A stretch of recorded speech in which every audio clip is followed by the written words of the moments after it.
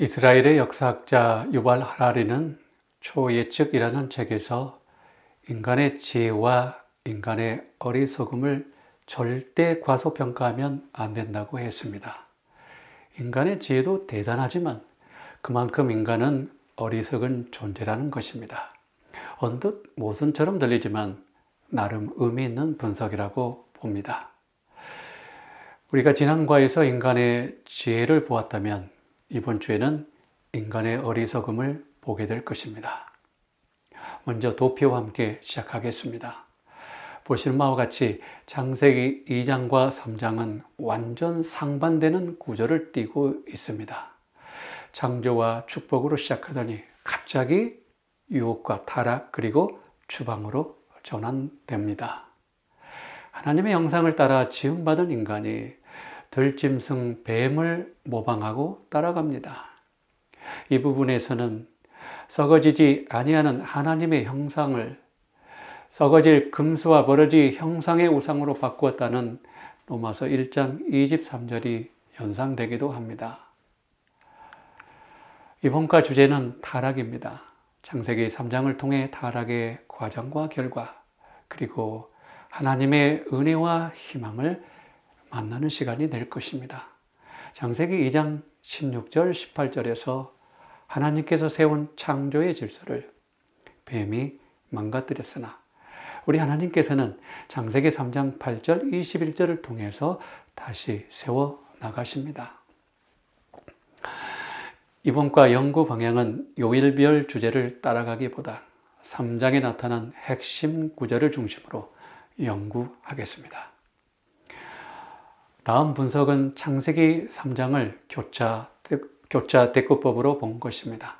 특히 위쪽과 아래쪽은 같거나 비슷한 개념들로 서로 짝을 이루고 있는데요. 예를 들면 A는 무화과나무 잎으로 치마를 하였고 A의 짝이 되는 A1에서는 하나님께서 가죽옷을 입히셨습니다. 위쪽 B는 하나님께서 아담을 부르시고 그 아래 B1은 아담이 그 아내를 하와라고 부릅니다. 이렇게 쌍으로 연결되어 있는데요. 짝이 없는 한 곳이 있습니다. 어디일까요? 그렇죠. 바로 영어 알파벳 E입니다. 중요한 것은 짝이 없는 구절이 핵심 구절이 됩니다. 그래서 창세기 3장의 핵심 구절은 바로 3장 14절과 15절이 되는 것이죠. 창세기 3장 안에는 하나님께서 모두 7번 말씀하십니다. 1부터 7까지 센다면 여러분 어떤 숫자가 중앙에 오나요? 4입니다. 하나님께서 말씀하신 7번 가운데 네 번째로 말씀하신 내용이 또한 창세기 3장 14절과 15절입니다. 이제 조금은 3장의 흐름이 잡히시나요? 자, 이제 그러면 본론으로 들어가겠습니다. 다시 말하자면 창세기 3장은 인류 타락이 기록된 곳입니다. 그렇다면 죄 혹은 원죄라고 하는 단어가 나올 법한데요. 죄라는 단어가 이곳에 즉 3장에 나올까요? 나오지 않을까요? 여러분은 어느 쪽이라고 생각하십니까?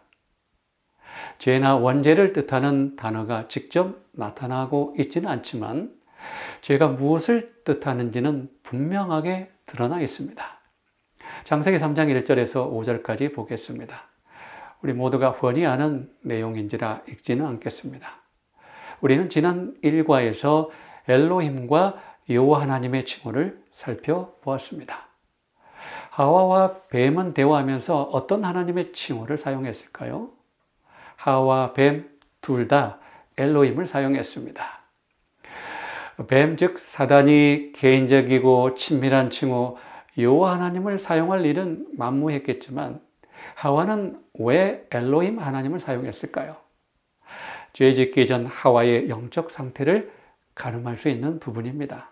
타락 직전 하와의 영적 상태는 하나님과의 친밀하고 신뢰적인 관계였다 보다는 하나님과 거리가 있어 보입니다. 창세기 3장 1절 뱀이 여자에게 물어 가로되 하나님이 참으로 너희더러 동산 모든 나무의 실과를 먹지 말라 하시더냐로 포문을 열고 있습니다.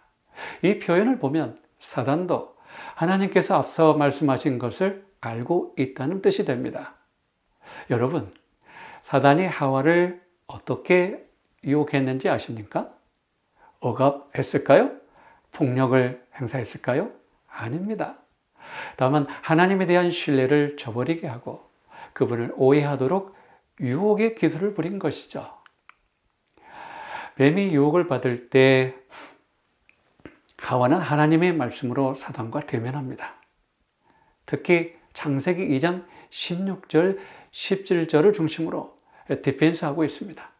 달리 말해 하와가 하나님의 말씀으로 사단과 맞섰는데도 불구하고 왜 하와는 사단에게 패배했을까요?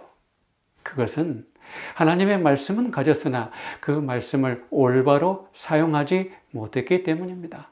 하와가 어떻게 잘못 사용했는지 이제 확인해 보겠습니다. 첫째는 창세기 3장 2절입니다.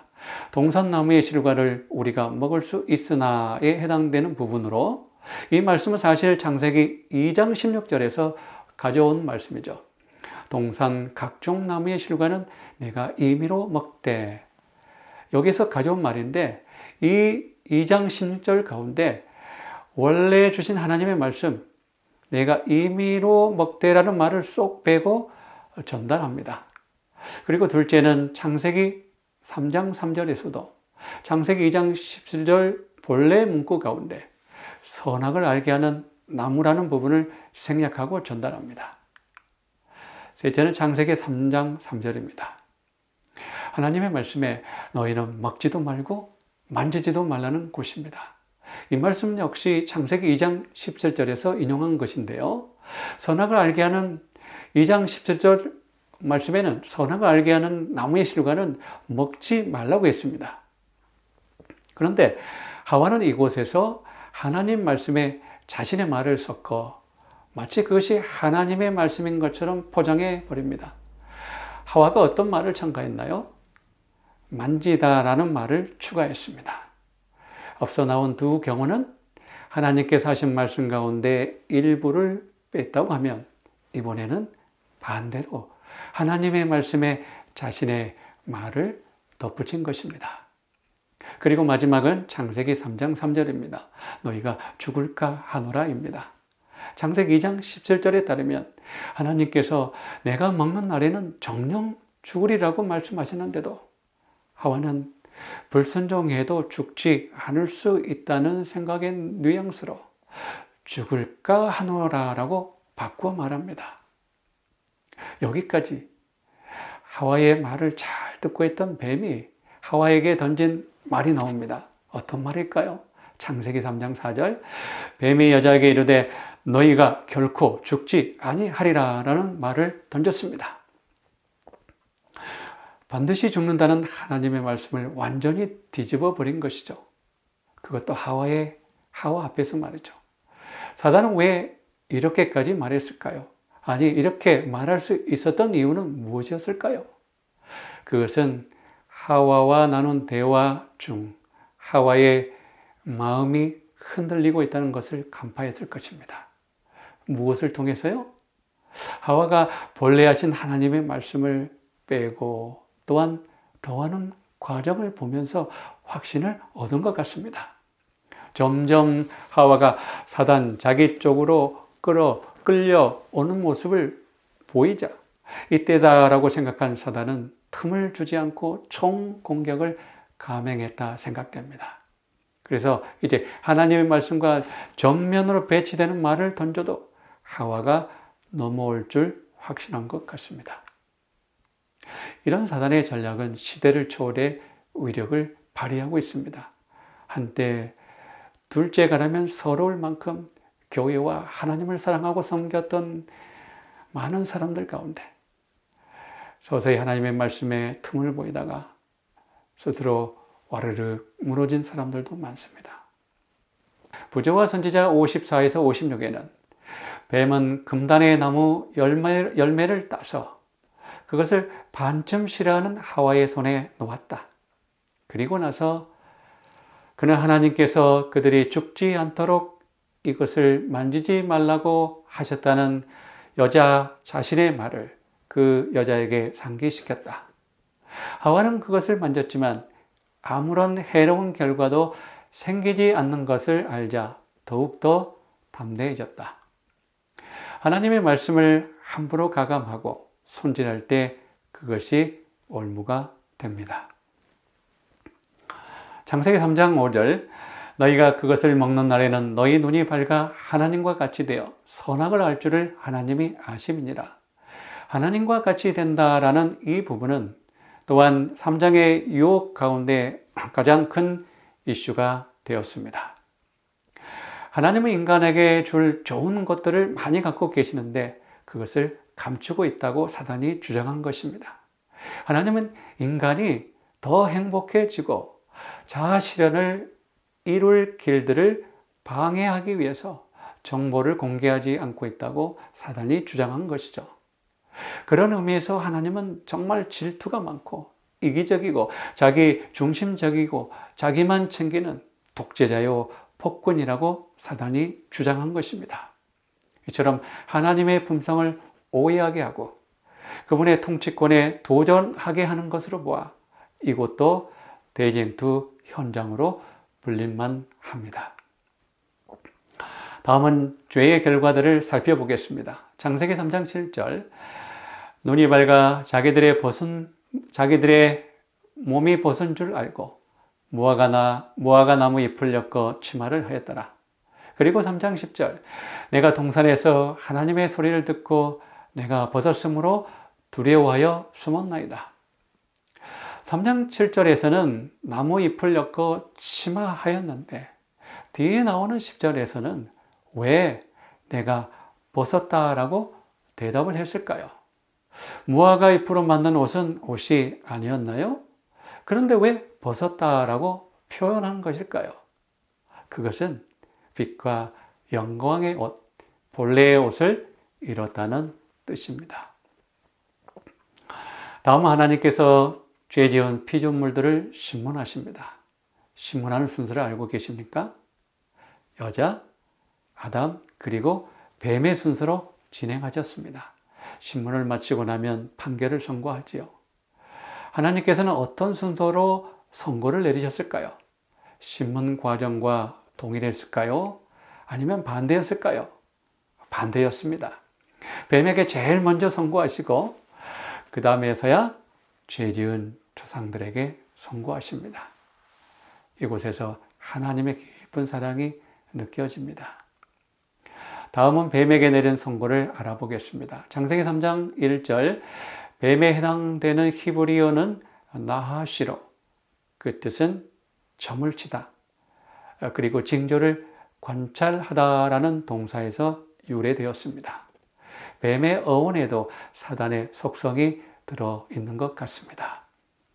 이어 창세기 3장 14절은 뱀이 들의 모든 짐승보다 더욱 저주를 받게 될 거라고 선언하십니다. 가장 강교했던 뱀이 이제는 가장 심한 저주를 받게 되었습니다. 우리는 항상 겸손해야 할 것 같습니다.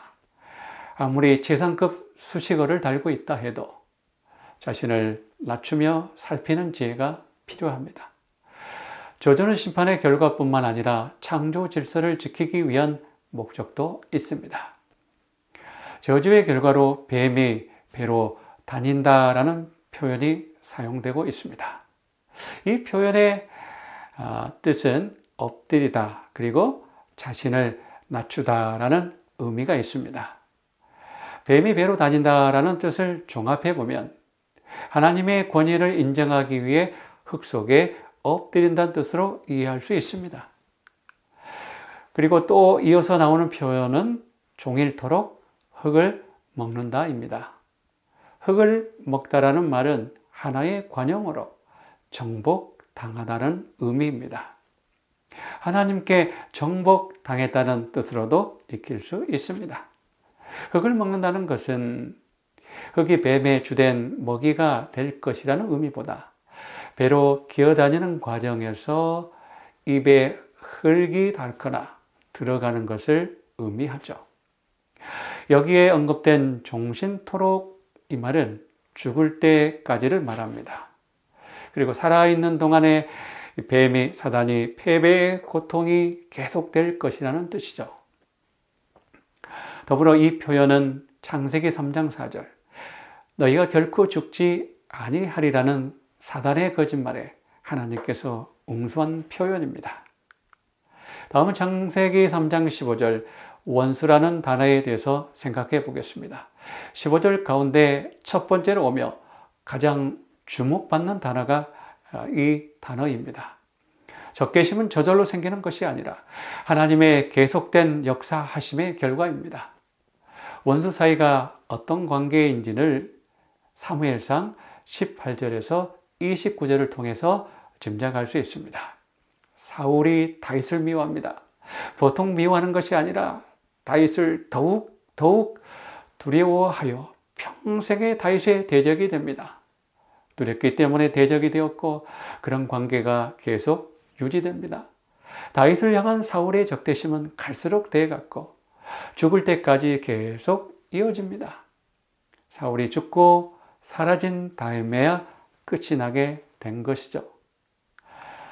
이어 여자의 후손에 대해서 살펴보겠습니다. 창세기 3장 15절을 이렇게 풀었을 수 있습니다. 하나님께서 하와와 사단 그리고 사단을 따르는 모든 사람들과 의를 쫓는 모든 자 사이에 촉발시킨 적대감을 두실 것이다.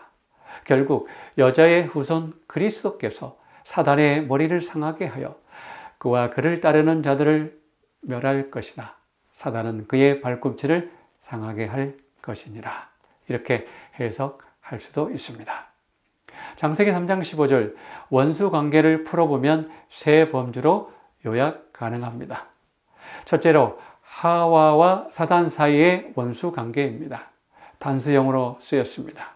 둘째는 여자의 후손과 사단의 후손 사이에 있을 원수 관계입니다. 집단을 의미하며 또 복수형으로 쓰였습니다. 그리고 마지막 부분에 그리스도와 사단 사이로 다시 좁혀집니다. 이곳 역시 단수형으로 쓰였습니다.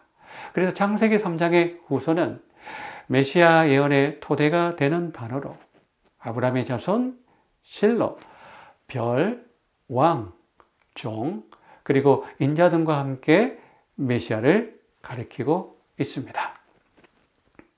이제 이 과를 요약하고 마치겠습니다. 절망뿐이었던 이곳에 희망이 나타났습니다. 그 희망은 하나님의 외침이었습니다. 하나님께서 소리치셨습니다. 아담아 내가 어디 있느냐? 이 외침은 하나님의 은혜의 초청이요 대화하자는 희망의 신호였습니다. 감사하게도 숨어있던 죄인들이 이 초청에 반응을 보인 것이죠. 창세기 3장 21절 여호와께서 아담과 하와 그들 스스로 할 수 없었던 일들을 해결해 주셨습니다. 수치와 죄를 가리워 덮어 주셨습니다. 죄인들이 요구도 하지 않았는데 그 일을 하나님께서 먼저 하셨던 것입니다. 창세기 3장에서는 가시도 나오고 고통과 나무, 죽음, 후손 등 모든 것이 준비되어 나타나고 있습니다. 그래서 창세기 3장을 미리 본 그리스도의 경험이라고 말하는 것입니다. 사람 살리는 이야기, 십자가의 이야기입니다. 아담과 하와를 정죄하시기 전에 하나님께서는 그들을 위한 구원의 소망을 허락하셨습니다. 창세기 3장에는 믿음이라고 하는 단어가 없습니다. 왜냐하면 창세기 15장 6절에 가서야 믿음이란 단어가 처음으로 나오기 때문에 그렇습니다. 그러나 아담과 하와는 하나님께서 제공하신 가죽옷을 믿음으로 받아 입었을 것입니다. 창세기 3장 15절 구속의 경륜의 선포를 기쁘게 받아들이고 믿었던 것입니다. 창세기 3장에는 순서가 있습니다. 인간이 보인 믿음의 반응보다 먼저 그리스도의 희생과 은혜가 있었던 것이죠. 감사합니다.